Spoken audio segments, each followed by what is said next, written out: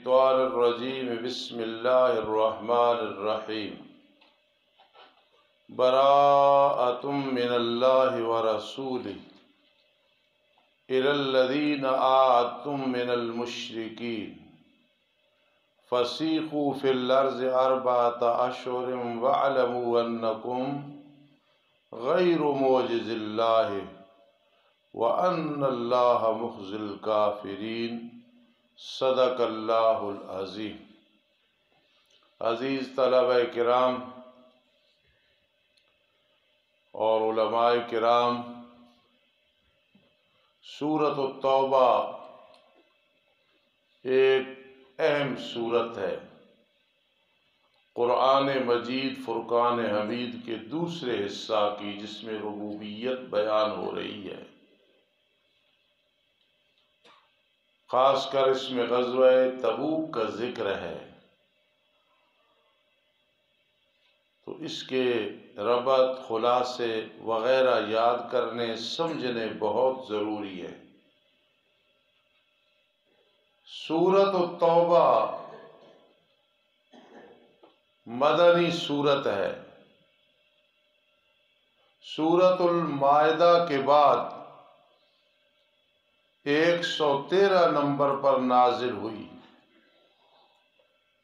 اور ترتیب کے لحاظ سے 9 نمبر پر ہے۔ ربط اسمی یہ ہے کہ مشرکین سے اعلان جنگ کرو اور فتح کے بعد حاصل ہونے والے انفال یعنی غنائم کو اللہ کے حکم کے مطابق تقسیم کرو، لیکن فَإِن تَابُوا وَأَقَامُوا الصَّلَاةَ، اگر وہ شرک سے توبہ کر لیں، اسلام لے آئیں اور اسلام کے احکام پر عمل کرنے لگے تو وہ تمہارے بھائی ہیں، پھر ان سے جہاد مت کرو۔ ربط اسمی یہ ہے کہ مشرکین سے اعلان جنگ کرو، فتح حاصل ہونے کے بعد غنیمت کو اللہ کے حکم کے مطابق تقسیم کرو، لیکن اگر وہ توبہ کر لیں یعنی شرک اور کفر سے اور نماز کے پابند بن جائیں، ان سے جہاد مت کرو، وہ تمہارے بھائی ہیں۔ دہراؤ اس بات کو، نار کیمرہ بند کی طرح۔ سورۃ الانفال میں مشرکین سے جہاد کرنے کا اجمالاً ذکر تھا، قوانین جہاد کی تعلیم دی گئی، مال غنیمت کی تقسیم اللہ کے حکم کے مطابق کرنی ہے، اختلاف نہیں کرنا، یہ بیان ہو رہا تھا۔ مال غنیمت کے مصارف کا بھی بیان تھا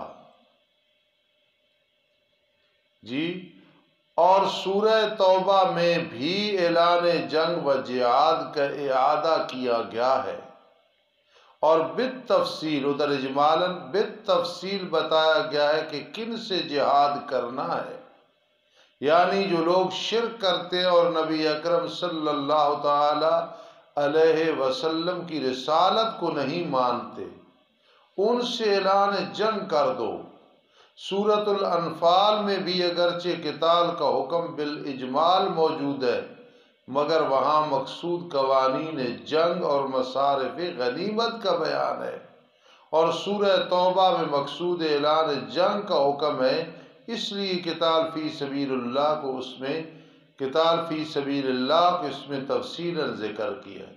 آپ نے جو یاد کرنا ہے نا، ربط معنوی تو بڑے آسان لفظوں میں، سابقہ صورت میں اجمالاً بیان ہے اعلان جنگ اور جہاد وغیرہ کا، اور اس میں تفصیلاً ہے، بس آپ نے پیچھے اجمالاً ادھر اتنی بات یاد کری، کل بالکل زبانی یاد ہو انشاءاللہ۔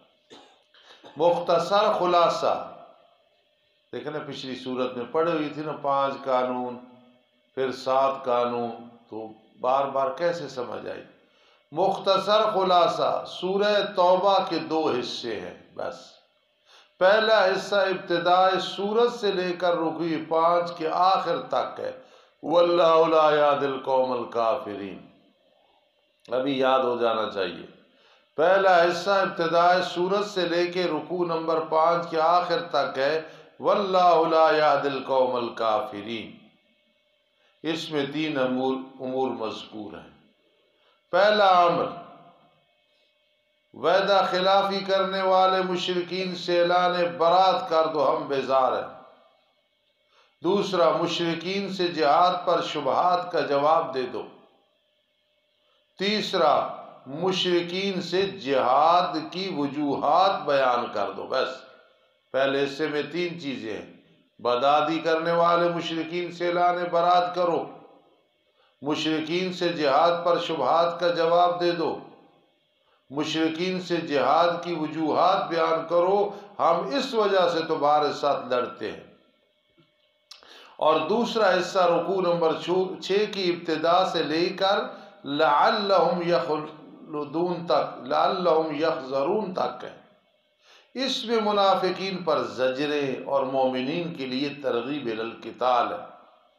پہلے میں 3 امور اور دوسرے میں منافقین پر ڈانٹیں اور مومنین کے لیے ترغیب الی القتال ہے۔ دوسرے حصے کے آخر میں ما کان للنبی والذین آمنوا ان یستغفروا سے فرمایا مشرکین سے جہاد جاری رکھو، اور تمہارے جو متعلقین حالت کفر میں مر چکے ہیں یا جن کے دلوں پر مہر جباریت لگ چکی ہے، ان کے لیے دعائے مغفرت بھی مت کرو۔ جو شرک کی حالت میں مر گئے یا مہر جباریت ہے کہ وہ بالکل بات نہیں مان رہے، اگرچہ وہ نہایت قریبی رشتہ دار ہوں، یا ایھا الذین آمنوا قاتلوا الذین یلونکم۔ بس اب حصہ اول میں بڑی زبردست اور کام کی بات ہے، شبہات کا جواب ہے۔ شبہ اول، مشرکین سے جہاد کیوں جائز ہے؟ ان سے تو معاہدہ ہوا تھا۔ یہ ایک شبہ تھا۔ جواب آیا انہوں نے عہد توڑا ہے نا، کیف یکون للمشرکین عہد۔ تو شبہات پہ ہر صورت میں جو نظر ہے نا جی، یہاں کون سا شبہ ہے، اس کا کون سا جواب ہے، یہ بہت ضروری۔ شبہ دوم، مشرکین تو بڑے نیک کام کرتے ہیں یار، بیت اللہ کی تعمیر بھی کرتے ہیں، حاجیوں کو پانی بھی پلاتے ہیں، ستو بھی پلاتے ہیں، اور آج بھی جی مشرکین بڑی بڑی نیکیاں کرتے ہیں، نماز کے پابند ہیں، عمرے اور حج پہ جاتے ہیں، مسجدیں بنواتے ہیں۔ جواب آیا شرک کی حالت میں اعمال صالحہ کا کوئی اعتبار نہیں، اعمال کی قبولیت کا دار و مدار ایمان ہے۔ ما کان للمشرکین ان یعمروا، دیکھا کیسا شبہ اور کیسا جواب قرآن نے دیا۔ تیسرا شبہ، یار مشرکین سے تو قریبی رشتہ داریاں ہیں، جہاد سے تو قطع رحمی ہوگی، ہم کیسے مشرکین سے جہاد کریں؟ جواب آیا اگر اللہ اور اس کے رسول صلی اللہ علیہ وسلم اور جہاد کے مقابلے میں تمہیں رشتہ داریاں اور مالی منافع زیادہ عزیز ہے تو پھر عذاب الہی کے منتظر رہو۔ ایک آدمی اللہ کا دشمن ہے، اللہ کی ذات میں شریک ٹھہرا رہا ہے، اللہ کے سوا کسی کو حاجت روا، مشکل کشا، بگڑی بنانے والا سمجھ رہا ہے، مختار کل سمجھ رہا ہے جی، تو پھر عذاب تم اسے نہیں چھوڑو گے تو اللہ کے عذاب کے منتظر رہو۔ قرآن میں یا ایھا الذین آمنوا لا تتخذوا۔ چوتھے نمبر پہ جہاد کی صورت میں یار کاروبار اور پھر مالی پریشانیوں کا اندیشہ ہے، کئی گاہک چھوڑ جائیں گے، اتنی سختی نہ کرو۔ قرآن نے جواب دیا اللہ تمہیں فراخی دیں گے، کوئی اور راستے کھول دیں گے۔ وَإِنْ خِفْتُمْ عَيْلَةً فَسَوْفَ يُغْنِيكُمُ اللَّهُ مِنْ فَضْلِهِ إِنْ شَاءَ۔ کتنے؟ 4 شبے سورہ توبہ میں ہیں، 10واں پارہ، اور 4 شبوں کے جواب کیسے زبردست دیے ہیں۔ پھر قتال کی وجوہ، لا یؤمنون باللہ والیوم الآخر، یہ بے ایمان ہیں، ان سے جب قتال کا حکم آئے تو قتال کرنا ہے، لڑائی کرنی ہے۔ دوسرے نمبر پہ ولا یحرمون ما حرم اللہ ورسولہ، جہاد اس لیے کرنا ہے کہ اللہ کی حرام کردہ چیزوں کو حرام نہیں سمجھتے، رسول اللہ صلی اللہ علیہ وسلم نے جو حکم دیا اس کی تعمیل نہیں کرتے، یعنی غیر اللہ کی نظر نیاز کھاتے بھی ہیں، کھلاتے بھی ہیں، ڈکار بھی نہیں مارتے ہیں اور لوگوں کو بھی کھلاتے ہیں۔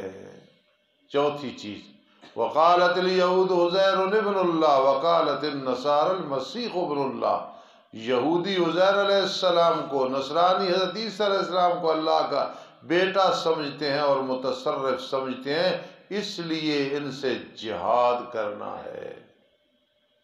چوتھی وجہ، اتخذوا احبارهم ورهبانهم اربابا من دون اللہ، ان مشرکین مکہ نے اور قیامت تک آنے والے جو ہے جو ان کے نقش قدم پہ چلیں گے، سب کا انجام ایسا ہوگا، اپنے علماء اور درویشوں کو رب بنا لیا اللہ کے سوا، گدی نشینوں اور حضرت مسیح ابن مریم کو اللہ کے سوا کارساز بنا رکھا ہے۔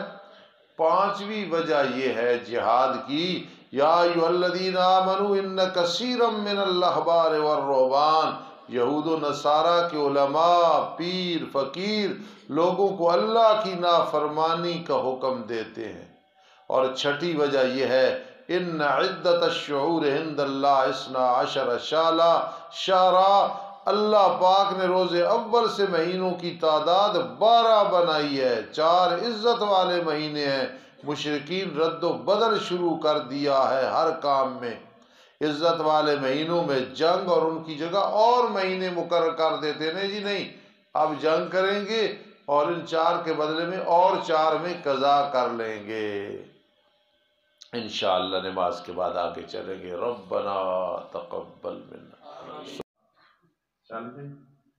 قوانین جہاد کی پوری تعلیم حاصل کر چکے ہوں، آپس میں منظم ہوں، اب اللہ کا نام لے کے دے مار دساڑیاں چار، ان معادین مشرکین کافرین سے جہاد کرنے کا کھلم کھلا اعلان کرو۔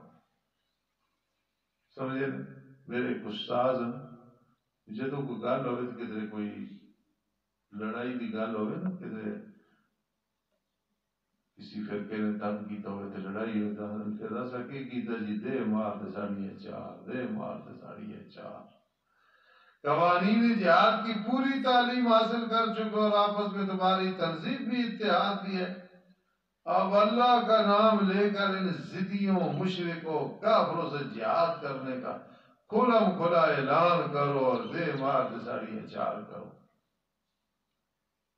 فقیر پر تکثیر کے ربط سابقہ صورت میں ہے اولو الارحام، اب فرما براءۃ من اللہ، جتنے بھی قریبی رشتہ دار ہوں اعلان برات کر کو، جو اللہ کا نہیں وہ تمہارا کیسے ہو سکتا ہے؟ جس نے اللہ سے وفا نہیں کی مولانا داؤد، وہ تم سے کیسے وفا کرے؟ امتیازات بڑے ہیں اس صورت کے، ان میں سے ایک یہ ہے اس کے شروع میں بسم اللہ نہیں لکھی گئی، اور اس کی وجہ انشاءاللہ کل کے سبق میں ہوگی۔ پڑھو درش۔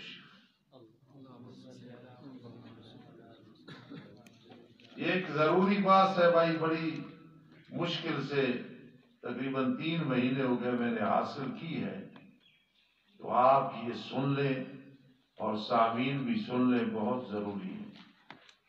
قرآن مجید نکالے ثم استوى علی العرش، نکال لیے سب نے 8واں پارہ۔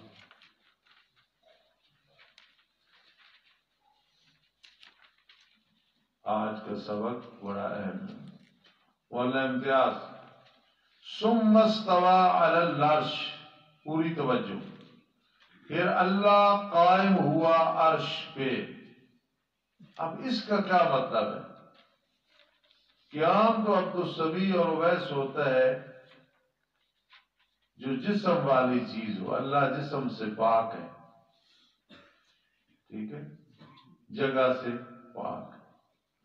پھر کیا مطلب ہے ثم استوى علی العرش؟ سننا، قرآن مجید کی کچھ آیات متشابہات میں سے ہیں، ان آیات کے بارے میں بہت اختلاف ہے، اور اس اختلاف سے کئی فرقے جنم لیتے ہیں جن میں مشبہہ، مؤولہ، مجسمہ، معطلہ فرقے ہیں۔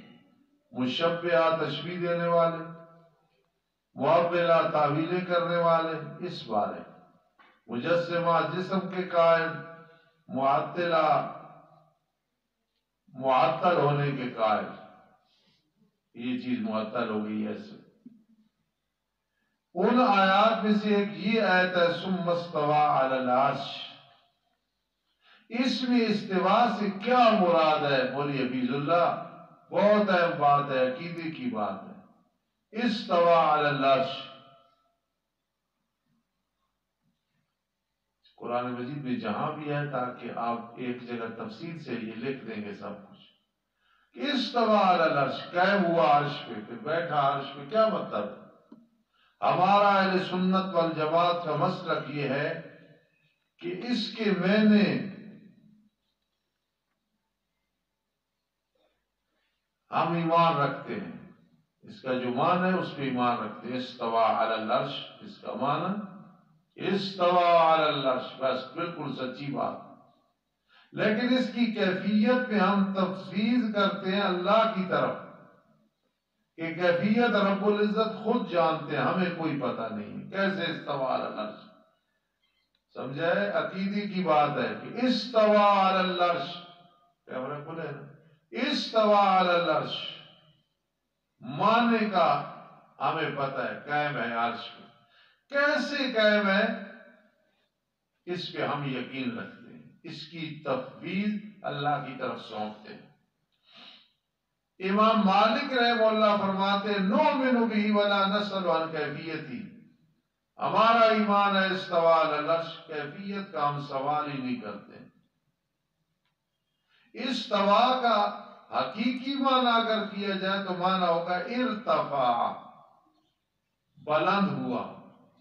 یہ تو پھر تشبہ اور تجسم آ جائے گی، جسم آ جائے گا، لہذا آسمان آسان معنی یہ کریں گے، یہ کنایا ہے اللہ کی حکمرانی سے۔ میں نے یہ بڑی تحقیق کرائی ہے، لیکن مجھے خوشی ہے کہ میرے استاد ہی کا معنی ہے استوا میں نے استولا، بولو استوا میں نے، کیفیت اللہ جانتا ہے، بس ہم کہیں گے استوا علی العرش، حکمرانی اس کی اپنی ہے۔ اب کتنا آسان معنی ہو۔